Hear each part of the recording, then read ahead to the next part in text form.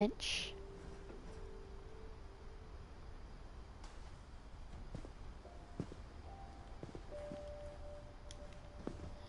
I can't imagine my mom ever writing poetry, and yet...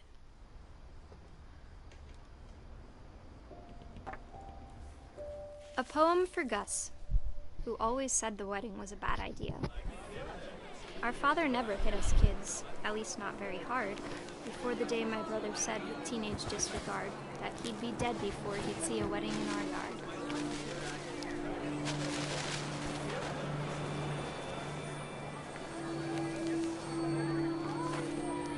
My father made him come, of course, but Gus stood far apart, flew his kite and bottled up the storm inside his heart.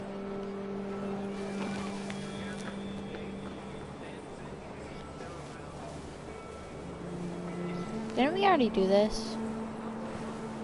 I think we did, but whatever. But though he'd never met her, we don't need a stepmom, were the words that I now pronounce you husband and wife. To make this crime.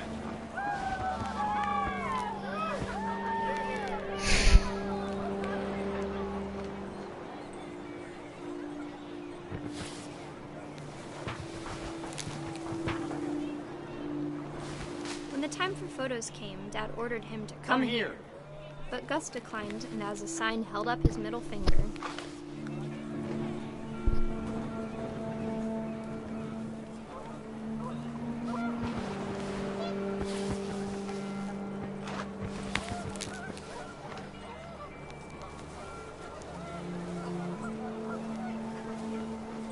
The wind picked up, and panicked geese appeared and quickly went.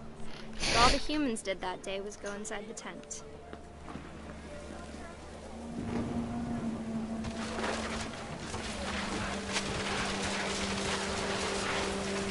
The rain came down in buckets then, but no one seemed afraid that nature might destroy the tent our dad had crudely made.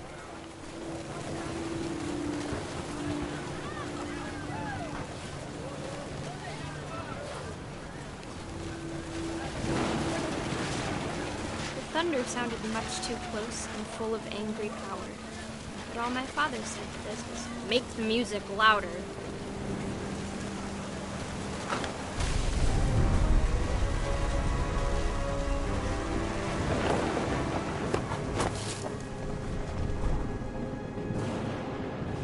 I wish that I could truly say I thought about you on that day.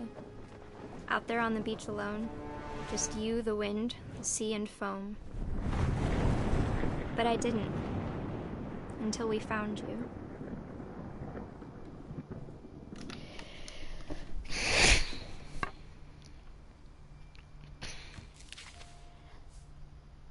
She never talked about him, but Mom told me once if I was a boy, they were going to name me Gus.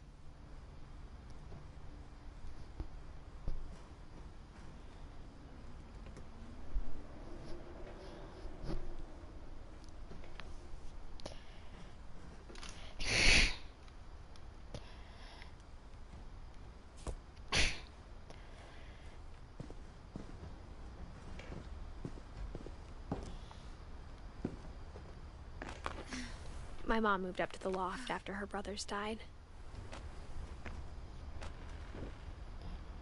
At the time, it was as far away as she could get.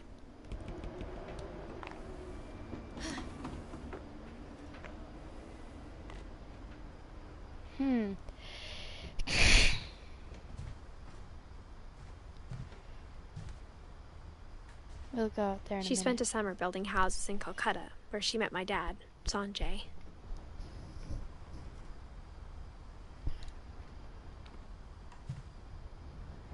My mom moved to India a week after graduation and got a job teaching English. Louis was born a year later. When my dad died, I don't think Mom knew where else to go. I'm sure Edie was happy to have her back and to see kids in the house again.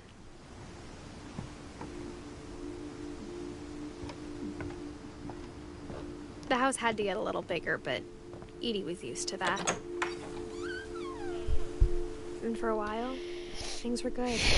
Almost normal, but it didn't last. The beginning of the end was Milton's 10th birthday. when Edie gave him a castle.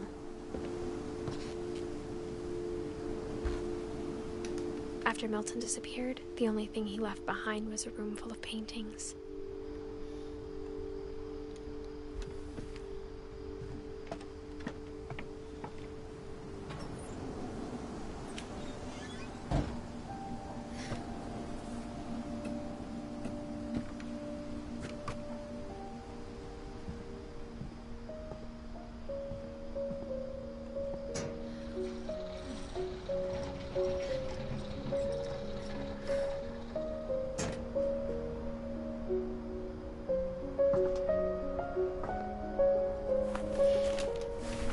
Milton Finch in The Magic Paintbrush.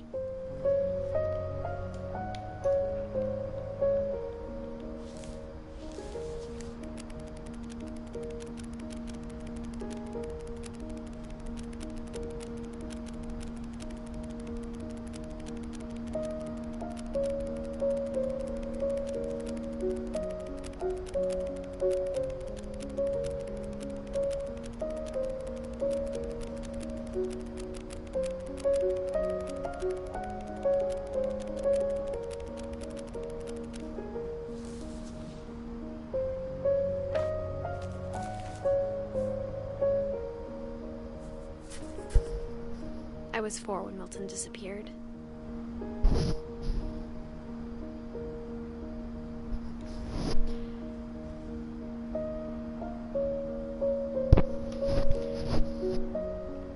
Where's Edie?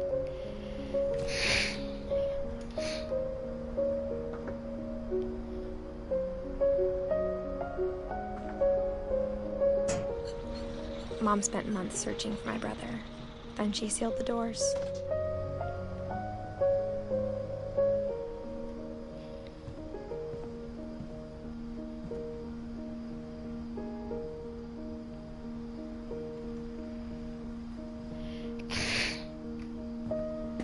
Whatever Milton had found in the house, Mom didn't want it getting out.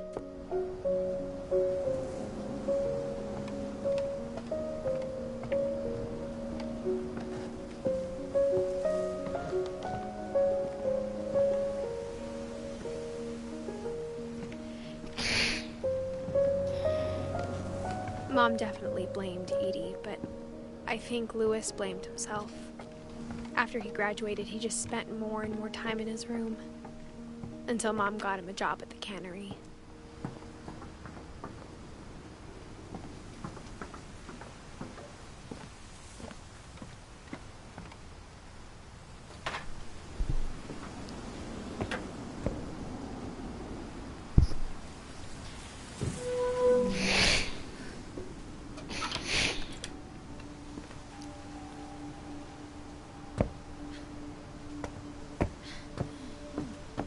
Lewis's room smelled very, very familiar. That part of him lived on.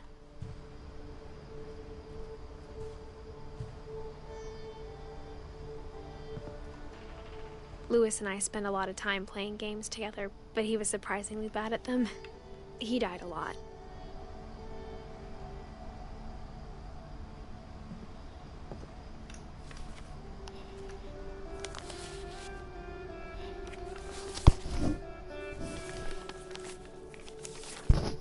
Dear Mrs. Finch, as Lewis's psychiatrist, I can understand your desire for an explanation. As I see it, the trouble began in January, shortly after we convinced your son to seek treatment for substance abuse. Newly sober, I believe Lewis first noticed the monotony of his daily life.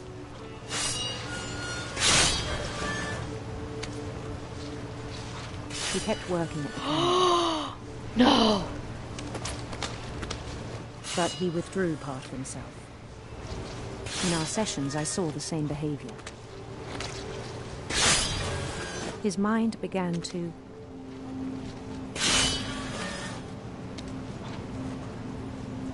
wander. I asked him to describe it. He said he started small. Imagining a labyrinth. He'd feel his way about.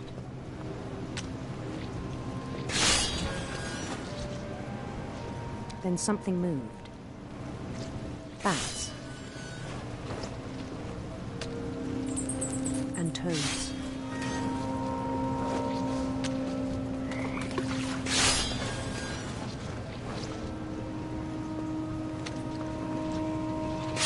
And things that have not names.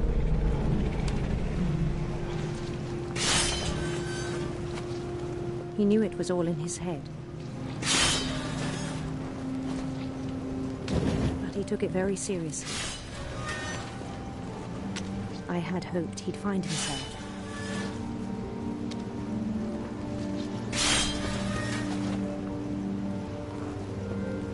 But he found something more.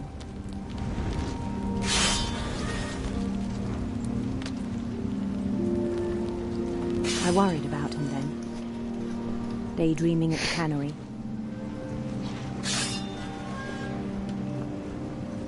I spoke with his boss. But he said Lewis had become a model employee.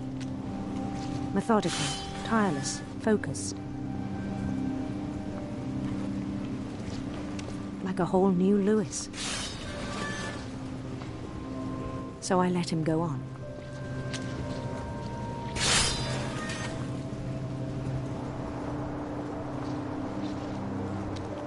I even encouraged him. It seemed very promising at first.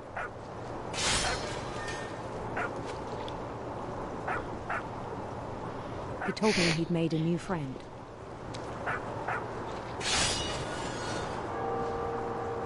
On the edge of a city he named Lewis Topia.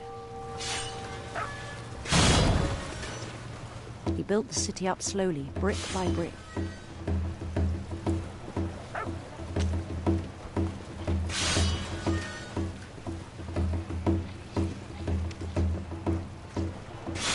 Then he made musicians.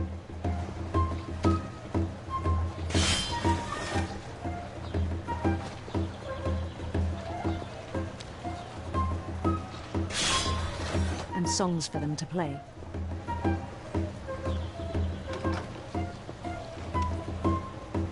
He talked about starting a band.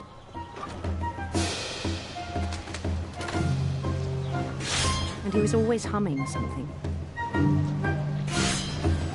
Every day his imagination grew stronger.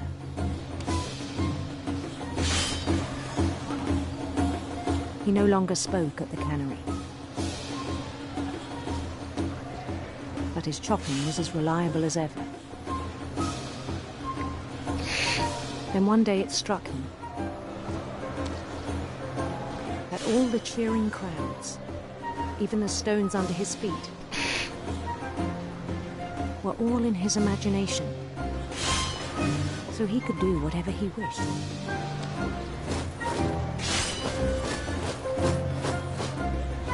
He held an election for mayor, and he won.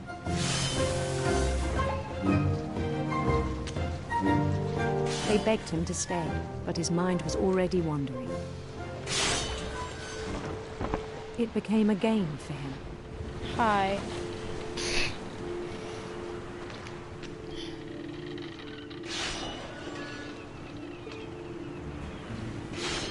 He'd conquer a city, then immediately push on.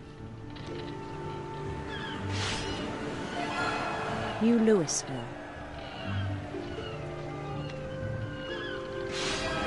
St. Louis.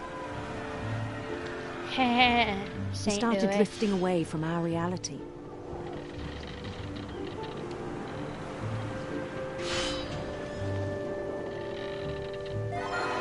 Minneapolis, until one day he forgot to go home from the cannery. Even as his mother pleaded with him, part of Lewis kept sailing on.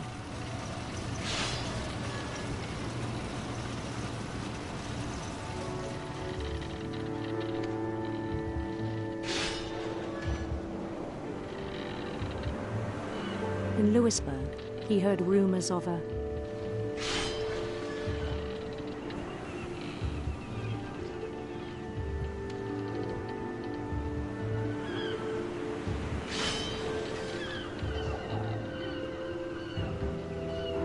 handsome queen.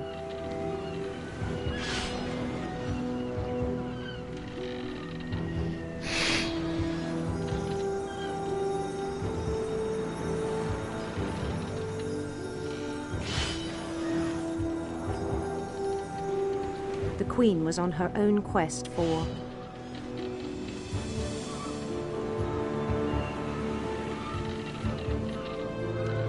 radiant rainbows.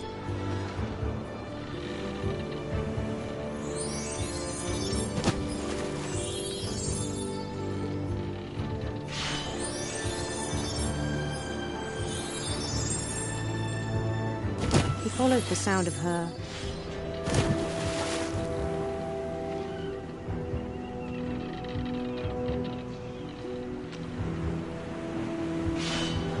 silver harp.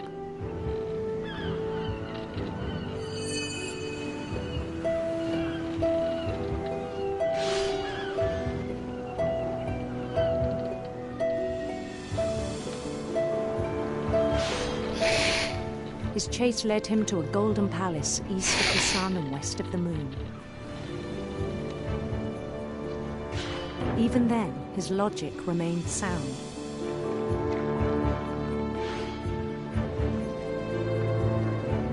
He knew the world was all in his imagination.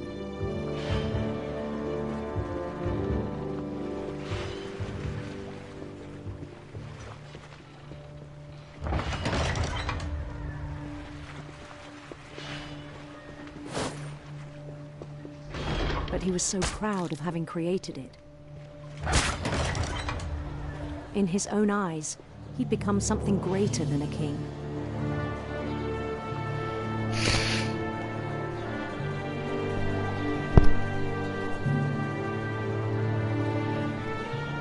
Okay.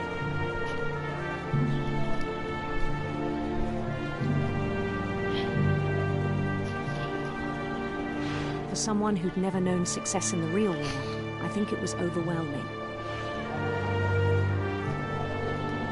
And then it struck him that the real Lewis was not the one chopping salmon, but the one climbing the steps of a golden palace.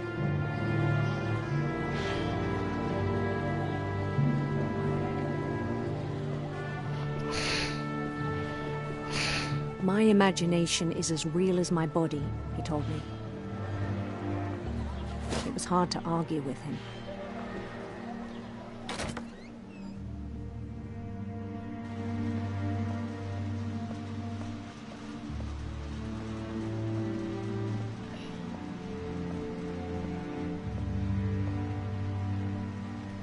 We began to forget the world we know.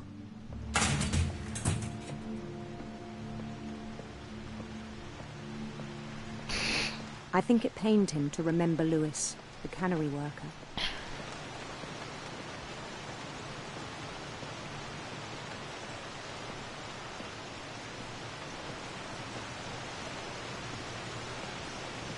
He began to despise the man with a royal contempt.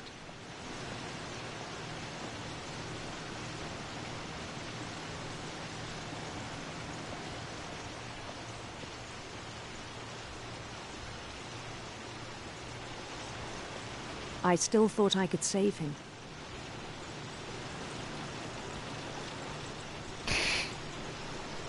Even after he said he was being crowned king over all the lands of wonder.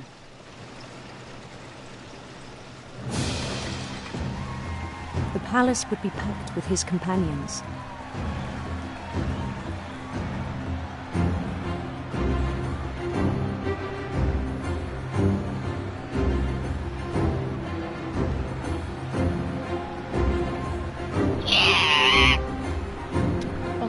I'm just gonna... Including the wise Caliban. Keep on going forward.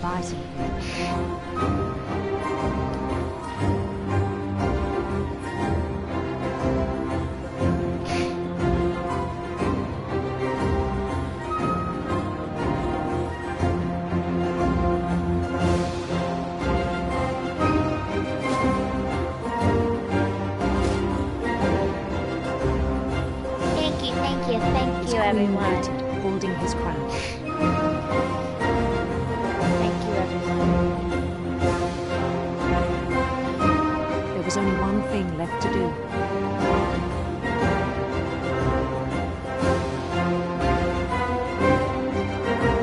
Bend down his head.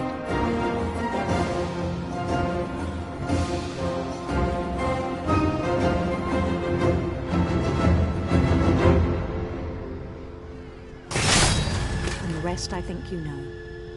Mrs. Finch, your son was a kind man who will be missed by all of us who knew him.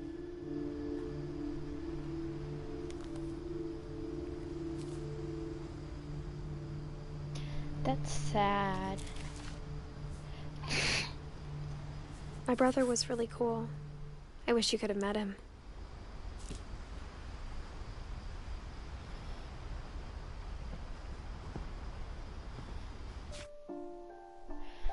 So I have Odin.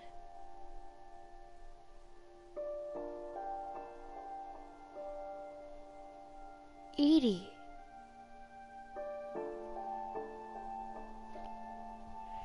We have to find Edie, that's it. So we have Odin, Walter, Sam, Calvin, Barbara, Molly, Gregory, Gus, we need Dawn. We're Edith right now. We have Milton and Lewis.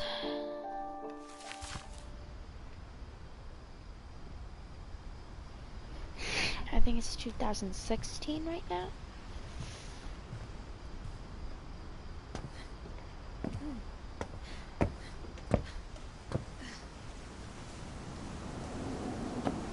Hold on.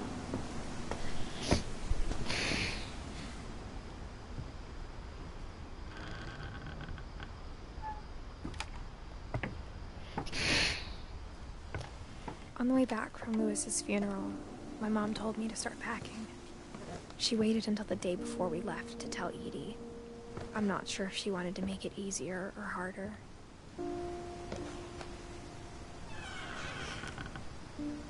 I wish we'd stayed. But I understand why we left. It's because your family's cursed. My mom Lady? ended up leaving everything behind. What happened that night had been coming for a long time. Maybe Once the first three people died, I would have been like, out of this house, out of this house, out of this house. But it had to end one way or another. All that's left now is to tell you about that last night.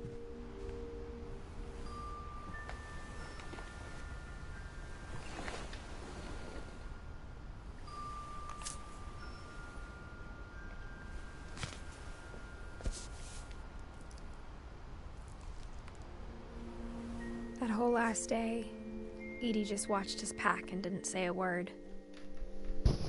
Until supper, when she raised her glass and said, "To our final night together, and all our final nights apart." Grandma, you know what I said about alcohol. Some of your medications are very Edith, specific. I left a present for you in the hallway. Why don't you go open it? The grown-ups have to argue now. I'm sorry, you're right. We're all leaving tomorrow. Let's just enjoy our last... I'm not leaving. Edith, you're excused. I invited it! Oh my god.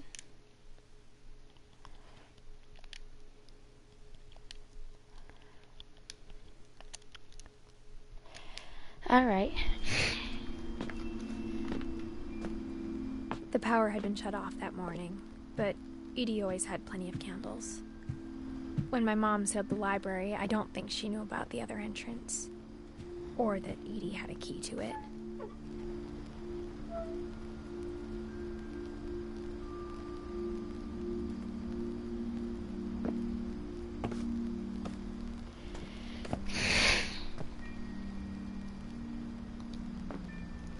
The thing you're afraid of isn't going to end when you leave the house.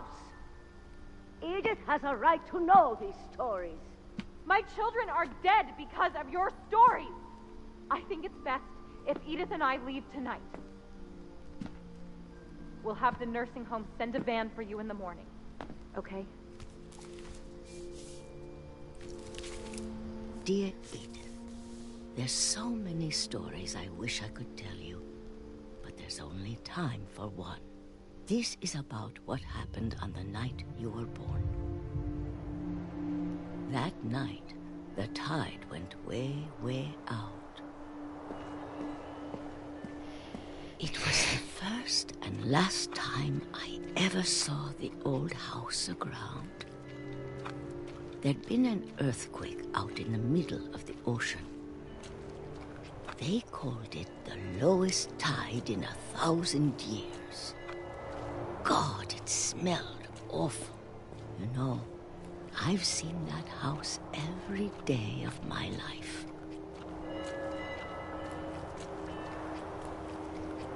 But I never thought I'd go back to it.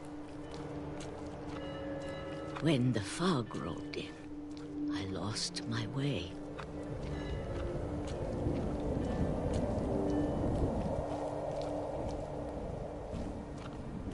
I got turned around.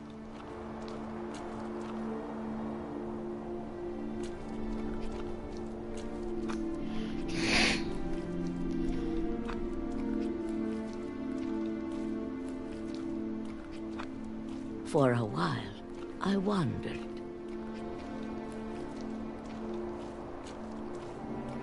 I started seeing things.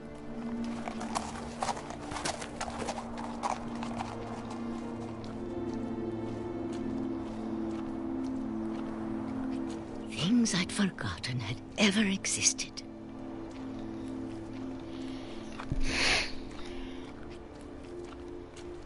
But when I saw them, they felt like old friends. That night, a lot of things came back to me. Or maybe I came back to them.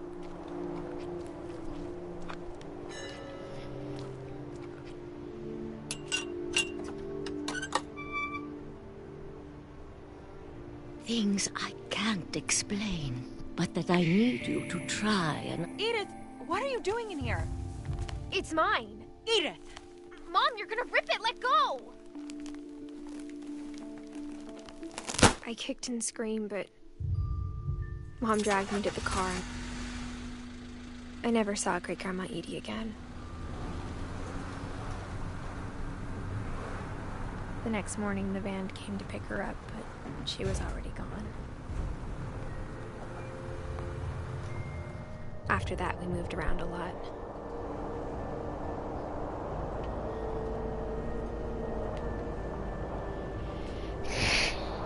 We both tried to make the best of it.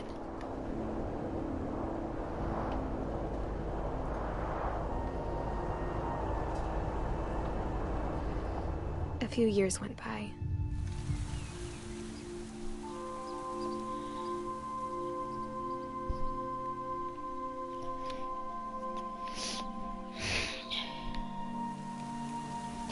My mom didn't like to talk about it. But she started getting sick a lot. The rest happened pretty quickly.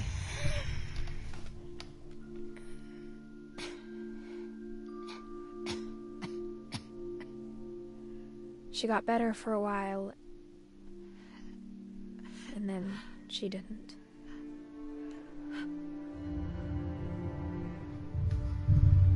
And then I was alone. The last Finch left alive.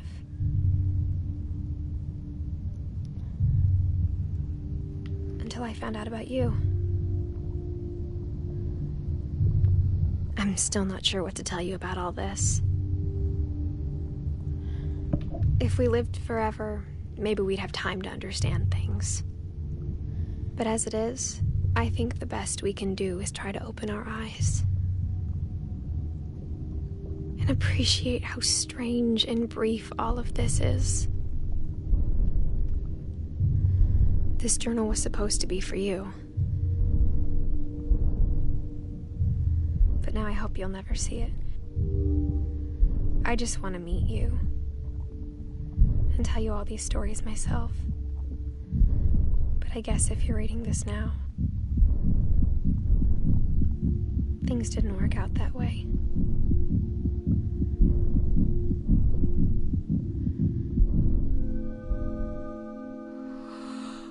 This is where your story begins. I'm sorry I won't be there to see it. It's a lot to ask, but I don't want you to be sad that I'm gone. I want you to be amazed that any of us ever had a chance to be here at all. Good luck.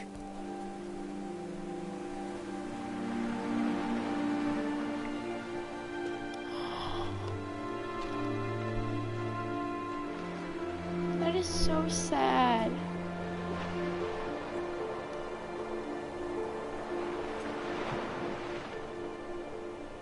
Bro, I'm gonna cry because of how sad that is.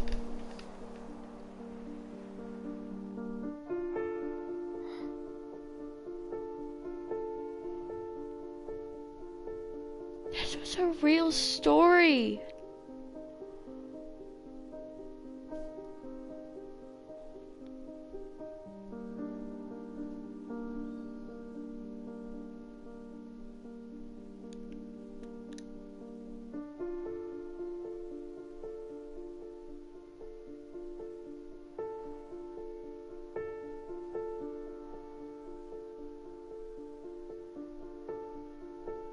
This was based off of a real story.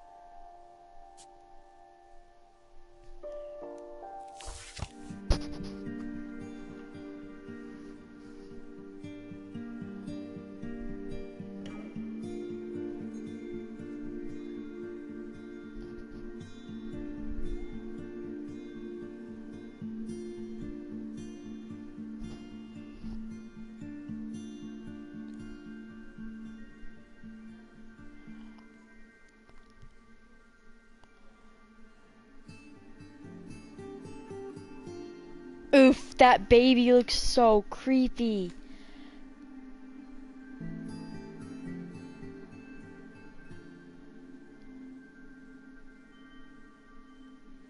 It just gets creepier and creepier.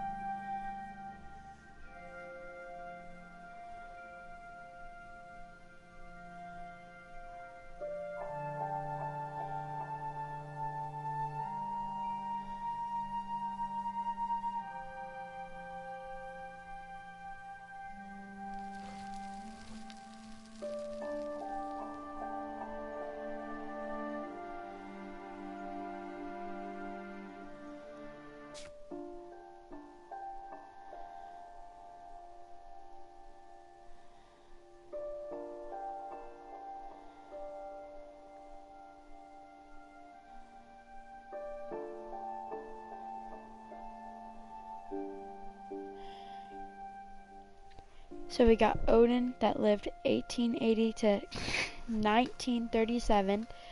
Edie that lived 1970 to 2010. Dang, she's old.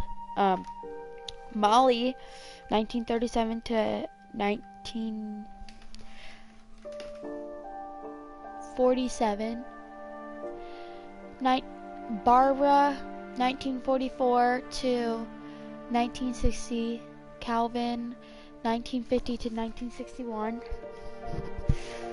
11 years old. Sam, 1950 to 1983. Walter, 1952 to 2005. Gregory, 1976 to 1977. Gus, 1969 to 1982. Don, 1968 to 2016. Lewis, 1988 to 2010. Milton, 1992 to 2003 or 8. And then Edith, 1999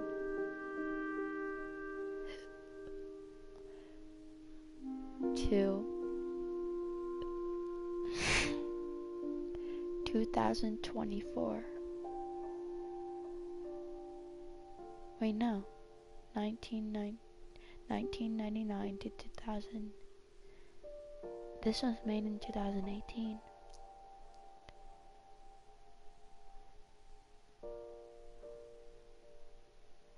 The child found the stories.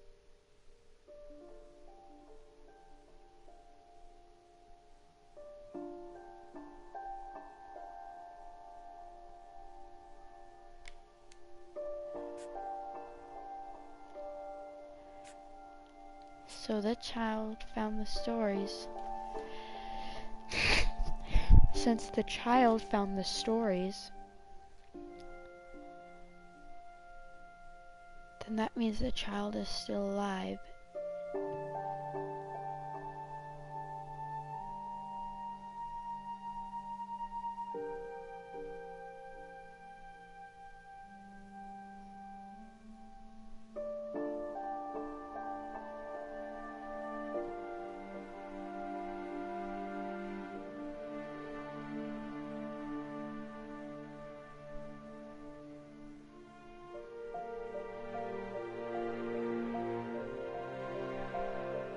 $19.99 to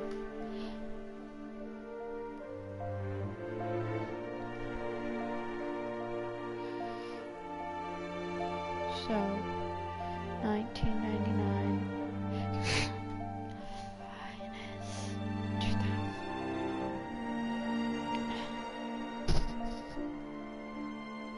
She was 17 whenever she, no, hold on, wait.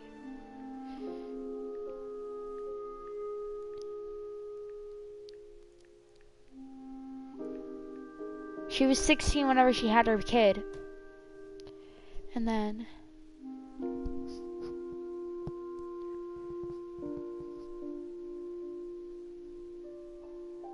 no, she couldn't have, because the kid is 8 years old.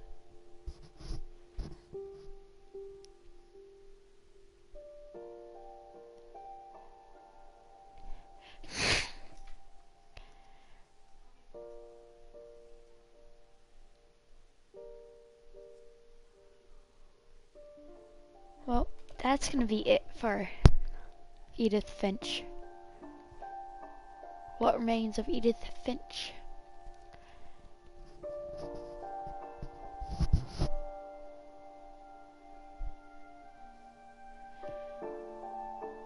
So, yeah.